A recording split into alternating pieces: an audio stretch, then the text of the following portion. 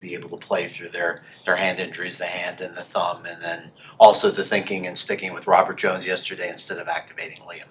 Those- So, with regard to injuries from the game, those two Warriors, Alec and Chubb, will be casted, and we'll see how they respond to that. That is kind of up in the air, but they played as long as they could and what they're capable of. We and then we also placed Tua in the concussion protocol. So then on top of that, the I think Robert Jones, as far as he's concerned, he's done a great job. There's some and because of that, we have there's a lot of things that go into activation of IR, and one of those is roster spots, and we have a good amount of good players on the team, so it didn't make sense for us to go ahead and move on that early. Someone posted a video suggesting that Tua might have suffered a concussion late in the first half. Was he evaluated at all during the game for a concussion? Do you know when he sustained it? Not totally sure. This is something that just came across my plate a couple hours ago. As far as the game was concerned, there was no one recognized anything with regard to any sort of hit. I can't really tell you exactly when it was. I'm not totally positive on that, but it was something that he met with the doctors today and discussed some symptoms, and they from that as you guys know, from there on, that's between Tua and the doctors, and we'll move forward as information is projected towards us. So would Teddy get the majority of reps in practice on Wednesday, Thursday? Yes, I believe so. That and he had a great week of practice the week before. Coach, getting back to playing complimentary football, how important is it for you all to start the year off with a fresh, clean slate, just closing out 2022, just trying to get back on right? Extremely important. It's tough when you find different ways to lose football games when guys are really trying their hardest and put forth their best effort. I think anytime that you're -3 in the turnover ratio, and I think our defense did really had a good job of play and improved upon their effort before, because of the basically the defensive staff and the players kind of coming together. So I thought they did enough to win. We have to, and we can't really go to games and expect to win if you're -3 in the turnover ratio, turn the ball over 4 times. Mike, were doctors sure that Tua did in fact have a concussion over the past day or two? Were doctors sure that Tua has had a concussion? Because obviously you can go in protocol even without certainty of that. Are they sure that he did have a concussion? As much as I know, they have he's displayed symptoms, and they enacted the protocol, which is all that needs to happen before you have to by the player's health, go through that whole process as they should. So it's a little early. Like I said, I only found out a couple hours ago. Obviously, you have a very important game coming up on Sunday. How do you expect the team to respond? How do you expect Teddy to respond to the challenge that lies ahead with that too? I mean, that's one of the reasons you go and aggressively pursue a player like Teddy Bridgewater, and the team is, I expect them to do what's pretty difficult for a lot of people, but no one really cares. This is something that we have all of our fortunes ahead of us. So it's up to us to choose what we do with all the past experiences, move on to the next game, and which in this case is the New England Patriots, a division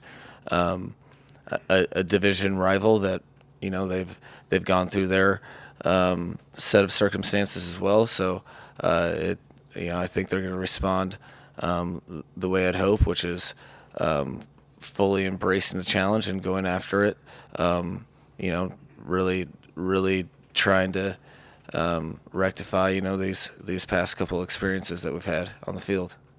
So will Teddy start on Sunday, or is that not yet clear? No, that's it's too soon to really tell. You just know that someone goes into the protocol, and you have to be ready to really do whatever. With that, I know Teddy will prepare as though he's starting, and we'll see as the week goes.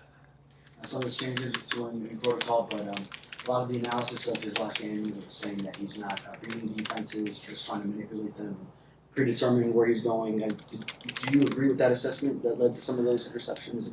I think I'd be careful to absolute anything. I think the bottom line is in the National Football League, players and coaches shouldn't be surprised when the outcomes aren't what we're going for in the first place. So you turn the ball over, you throw 3 interceptions and you have a fumble.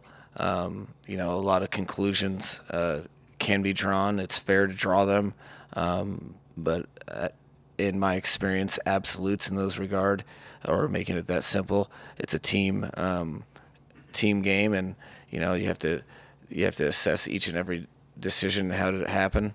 I know there'd be a couple throws in particular that he would love to have back. I know there's at least one decision that appears to be pretty poor that other guys in the offense would take 100% accountability for. So a lot goes into it, and I don't think it's always that simple.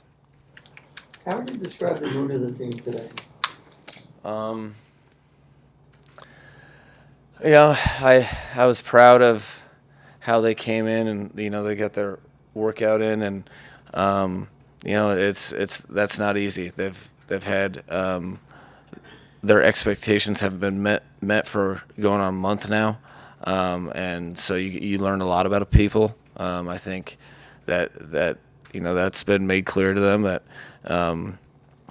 what they're being asked to do is not easy, but neither is being a professional athlete or having this opportunity to do what we do for a living. So I was happy with their disposition, how they approached really watching kind of a painful game tape to watch, and you expect them to learn from it and move forward.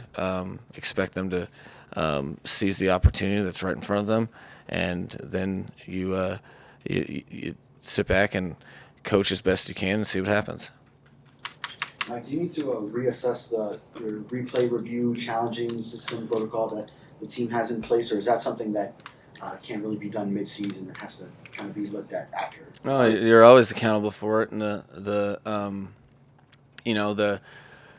bottom line was that collectively, guys that we've that I've really relied upon all season had it's a fast-paced decision that you get one shot at, and they collectively didn't think that there was information enough to overturn it. Now you go and look back at it. I know there's some assessment by people outside the league that have formerly been in the league that I'm aware of that, and I'll be interested to see what the league has to say. But I think you do it like everything else with regard to head coaching responsibilities.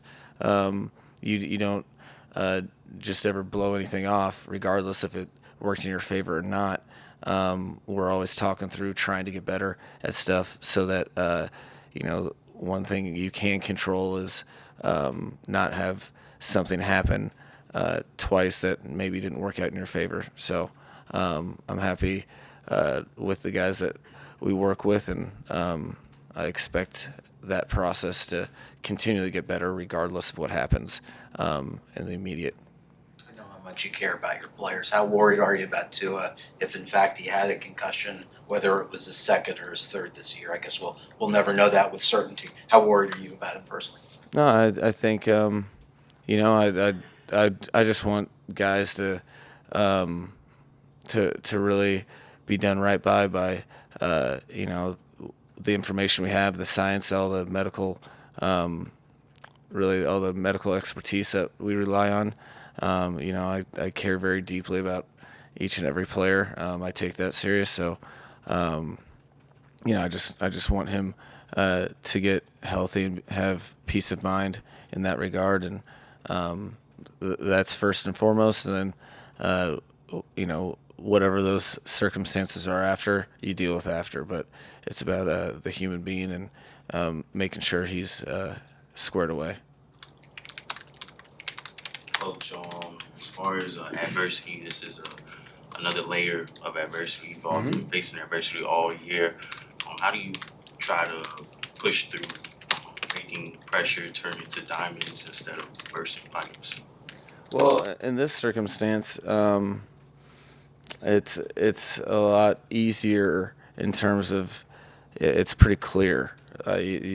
You have just the way the football's worked out around the league. You have an opportunity to control your own destiny. You have a division opponent, so you really focus all your really your mind and body towards that, and you try to acknowledge that, hey, this is this is tough. It maybe not for everyone. Well, football's not for everyone, and if you want to succeed in football, you have to go through adversity, and when that happens, by nature, people, if you handle it well and you win, it's very satisfying, and if you go after it, you regardless of outcome, you just do not want to leave in hindsight saying, well, you know what, I could have done X, Y, or Z. That you want to really have integrity with that. I think that's important in the game of football, and we definitely have seen our share of adversity. I think everybody has, but this is a tremendous opportunity to try to topple that, because that's the nature of this game, and that's the nature of life, really. More question? Any reasons that you have identified in why special teams has given up a lot in both kicking punt returns and then not gotten a lot in the return game on your side? Yeah, no, there's there was a portion of the season that I feel like the lineups were changing every week. And I thought the special teams really, we had a good week against Buffalo, against one of the better units in the league, and I thought we definitely cost the team this week in a couple occasions. There were some plays made for sure, but with regard to field position on two instances and a missed opportunity to get points, it sure didn't transfer to 2 games. So you got to really comb the whys on that, why we didn't build on the momentum, and try to get back to I thought what was a positive contribution against the Buffalo Bills.